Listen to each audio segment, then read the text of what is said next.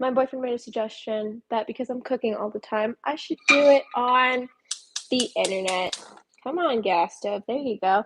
So we're going to go live, talk about politics, and to tell you what we are cooking today. Well, I sort of already did that part. So we've got going on over here 4 loaves of delicious, all natural, homemade bread. So we are going to start the oven for that. I should do a video one day where we talk about how to make that because it's 5-ingredient bread, and I'm not going to lie, but I do a really good job at making it. It's straight fire. Anyway, you should do one. Comment down below if you want a natural, organic bread recipe that's only 5 ingredients, and maybe we'll do a video about that one day. But what we're cooking today, actually what I cooked today, we already did 2. I'm just more of finishing it. We're going to finish my cake pops. So let me start by saying you need cake. You need to make cake. Then you need to take that cake, throw it in a bowl, and then add cream cheese and like melted marshmallow and like frosting until you get a consistency that's like Play-Doh. And then you are going to make balls, and then you are going to freeze said balls so they're hard. And then now we're going to make the coating for it. But I need water in this. There's no point of having a pan on the stove if there's no water in it. Although, pro tip for everybody out there, if you have an old skillet and things stick to it, turn up the heat and let it get hot. That's really hot, actually. Let it get hot before you put your food in it. And I'll tell you why in a second. Why you should do that. Hold on, I need to finish this. Okay. Why you should do that is because a lot of pans and pots are really porous, and their pores will close when they're hot. So if you ever have like a non-stick pan that food is always sticking to, it's because you're putting the food in it before the pores have a chance to close, and so your food is getting trapped in the pores. And that absolutely 100% applies to cast stone anything, whether that be a skillet or like in my case, I got this little corn maker, which I don't really like this corn maker because it has so many little tiny grooves that it's not particularly the best. And as you can tell, it's really heavily seasoned because it's a little oily in my hand. But everyone has a preference about how they do their cast iron. Ooh, a cat! This is my cat, Bushmaster. Anyway, so I don't know if you guys have seen, but San Francisco's like police, fire department just recently, like, hello, baby. Just recently did this whole ceremony the other day where they put the pride flag, hello baby, they put the pride flag with the American flag, and they were saluting it. They did a whole ceremony with it and everything. And I don't know about y'all, but I just think that was pathetic. Like, really? We're saluting the pride flag? Just seems, it seems silly, right? Like, why are we saluting a pride flag? Like, fine, you guys want to honor it, you want to have it be there, whatever. But why are we saluting it? And also, why is my tripod not working? Also, this tripod is actually broken because my brother and his friend crashed into it, and that's why the ring light is dead. So that's why my lighting is terrible. But anyway, why do we have to salute the pride flag? Like, I get love and tolerance, but like, do y'all not like think that this isn't like even a little bit silly? Like, you don't see me saluting the straight pride flag. I don't care. And they would argue, well, it's because the LGBTQ community has been persecuted again, so it's time for like their reparations. Like, why does like other people's random validation of you guys matter so much? You know, it's just, especially children. That's even weirder. We're just gonna fix this tripod though for a second. There we go. And you know what? I actually just recently did a video on TikTok. So if you guys want to check it out, we have a TikTok called Savannah Lynn, which I'm terrible at posting to. But if you want to go to a TikTok account that I am posting to all the time, you can go to an account called Triumph Horses. You'll see a lot of horse content on there, though. So, like, you want to see me ride horses and do managed shooting and whatnot, go to that account. But anyway, the point is, I posted a video to that account Sunday about like all of the things that like there goes that piece of chocolate, all the sins and struggles and just like the issues that I went through growing up, and one of them, legit, like no filter here, was sexual dysphoria and orientation, because we live in a world where that is like something that like people my age are confused about, or our society makes it really confusing. Because I'm not gonna lie, like growing up, like you see all these people talking about gender and orientation, and you're just like, what? It's a very confusing thing. And so in that video, I was just talking about that, and I was talking about how the only way that I was ever able to overcome that was through, you know, the love of Jesus Christ and my salvation and my faith in Him. And it wasn't through, you know, people or a thing or a flag. It was through Him. Do you want cat food? Is that why you're staring at me? Come here. Eat your cat food, you little rat. And you know, interestingly enough, that TikTok, like no one could open the TikTok for like 4 or 5 days.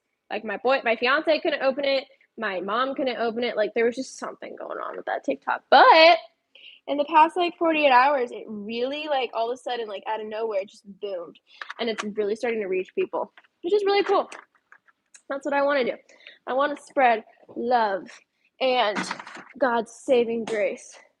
But see, that's the difference between like the LGBTQ community of love and God's version of love. Because God, when it comes to His love is self-sacrificial love. And to be specific, God's saving grace love, He gives out like completely free. He gives it out whether you like it or not. You just got to accept it. And I hear a lot of like LGBTQ people, or in particular, a lot of Christians who aren't actually Christians because they support the LGBTQ things, say, well, if you love them, you support them. But see, that's the thing. You can love someone and not support what they do. And I heard a rebuttal to this the other day that was from an actual Christian about the saying, we love the sinner, not the sin.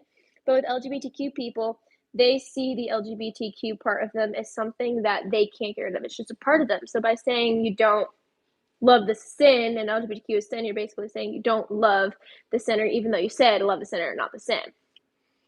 Look, to that, I would honestly say, how else are we supposed to go about this?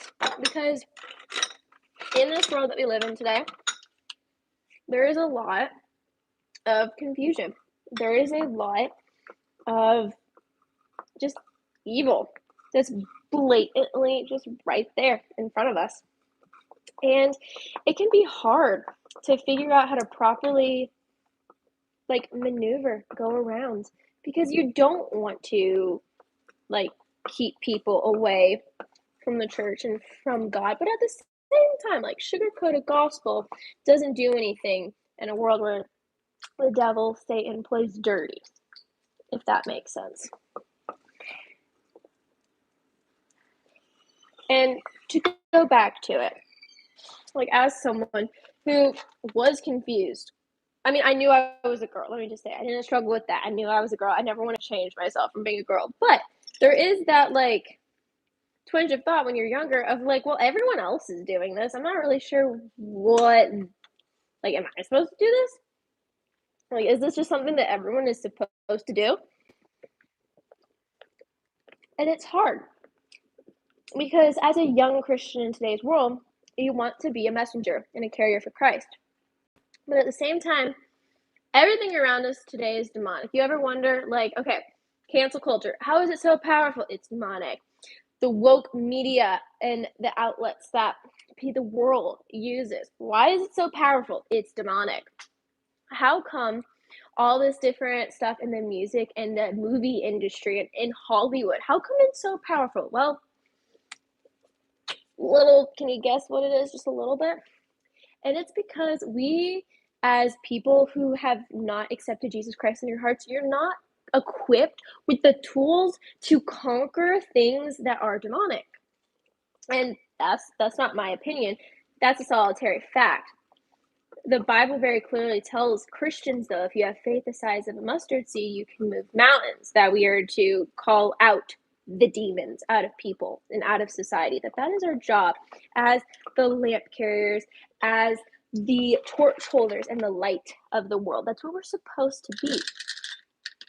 But how do you do that in a world where you're constantly getting canceled for calling out what you see? Well, see, the thing is, you're always going to get called out. You're always going to get canceled, and it's a really, really hard thing because there's a fine line. You want people to stay and listen, but then at the same time, the truth is going to hurt. Jesus only had 12 followers. That was just it. And he also had Mary Magdalene and a few random other people that came with him on and off. But as far as his followers go, the dude only had 12, and he managed to save the entire universe.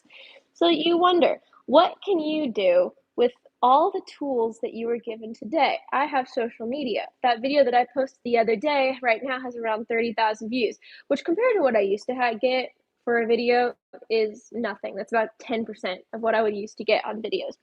But when you really think about it, 30,000 people just heard a message about the saving grace of Jesus Christ and about how when you struggle with things like sexual dysphoria, anorexia, with depression and suicidal thoughts and tendencies, that there is hope and that there is someone out there who cares for you and loves you and wants to have a plan for your life that's going to prosper you, a plan that's not to harm you, but to give you hope and a future.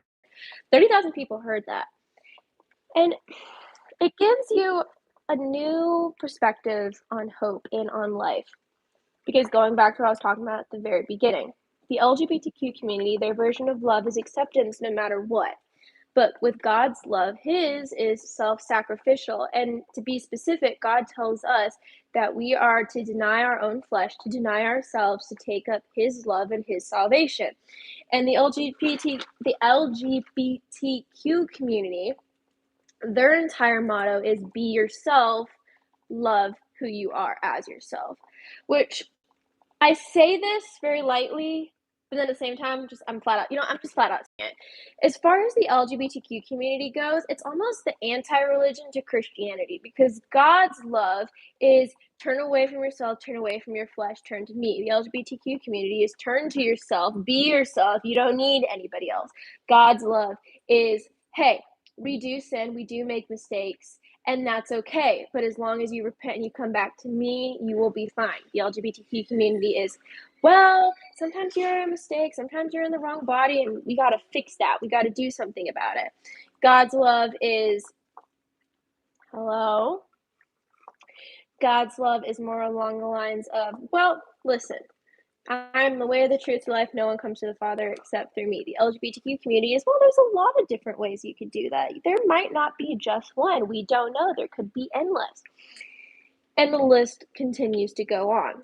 But God in the Bible, he's very clear about the rules, the regulations, what needs to be done, what principles are to guide our lives. He gives us a very, very clear roadmap. And for that, I'm grateful. With the LGBTQ community, it's not clear. No terms truly can be defined because one person's term is going to be different from another, and they say that that's completely okay. But we know that if A equals B, it always has to equal B, and B has to equal A. But in the LGBTQ community, A can equal B, which can equal C, but A could also equal D, which is different than B, and the list goes on. You know what they say? The math ain't mathin', if that makes any sense. And that's my thought on the difference between those. And people will say, well, it's not a religion, but it sort of is. A religion is truly anything that you put your identity into in an entity, a form, a power, a flag, whatever, that's bigger than yourself.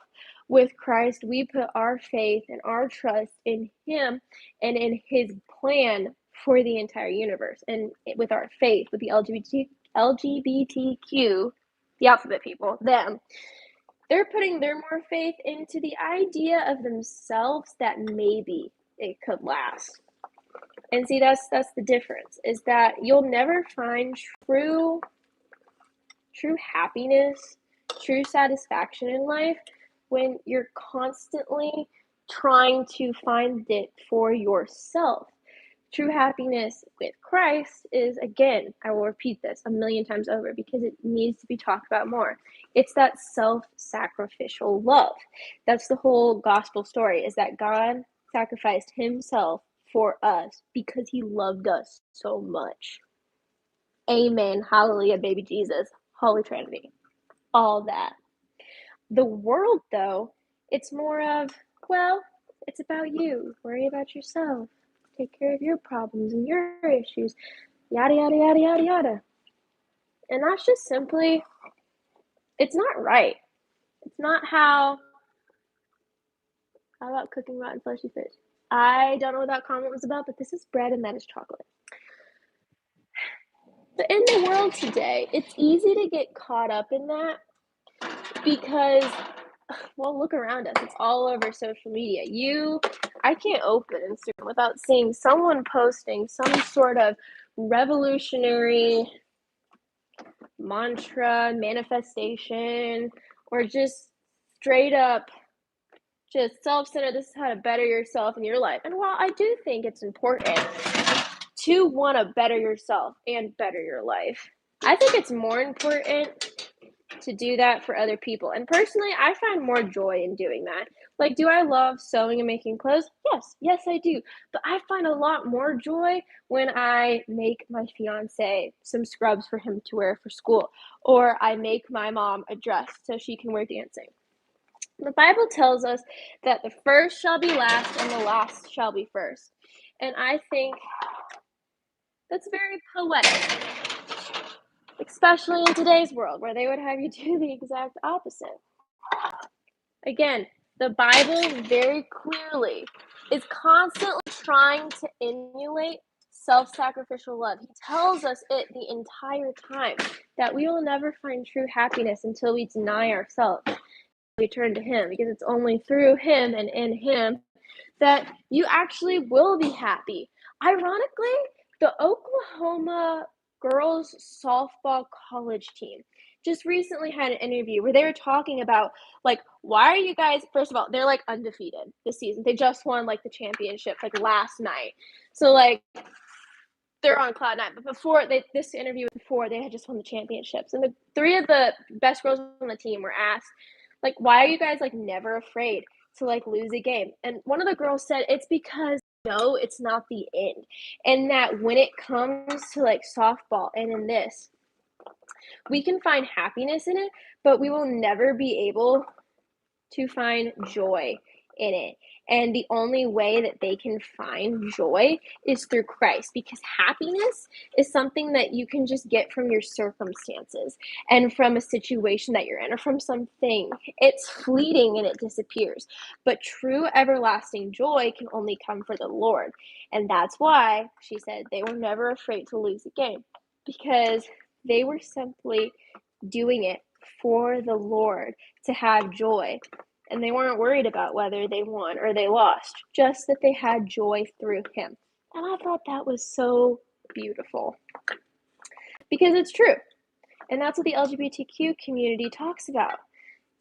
Your happiness in the moment, and that love is love, and that you just want to be there for those seconds.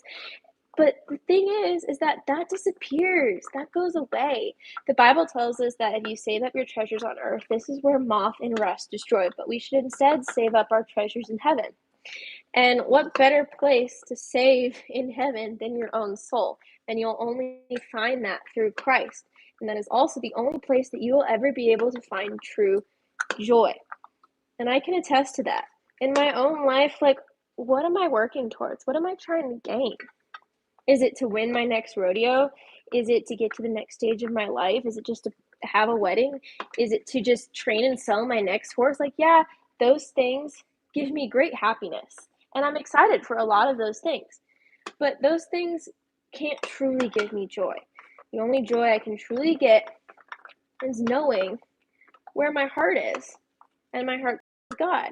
And at the same time, I know where my heart is, but also What's the point of having a light if you don't do anything with it? The Bible tells us that we are to be the salt of the earth, the light of the world. And the Bible also says that what good is a light if you put it under a basket? It's supposed to sit out on the mantle for all to see. The Bible tells us that when salt loses its salinity, it's to be thrown out and trampled upon. So I have this great news that will truly bring people real, actual joy. And if I just sat in my house and just maked my chocolate here and baked my bread, yeah, I have the joy and I have that light and I have that place of where my soul and my heart is going, but I didn't tell anybody. So what good was it? God's going to look at me one day and I'm going to have to attest for everything that I've ever done. And what if God looked at me one day in heaven and he was like, Savannah, I gave you these platforms. I gave you social media. You can go live and thousands of people can watch instantly. Why'd you never talk about me? Like, that would be horrible. That'd be terrible. That'd be awful. And you know what? If no one ever does anything after any of my videos, it'd be terrible. It would suck, but at least I did my job. And you know, sometimes in life, you're not meant to lead every single person to salvation. Sometimes it's just a seed. Sometimes it's just a thought planted in the back of the head that somewhere along that person's life,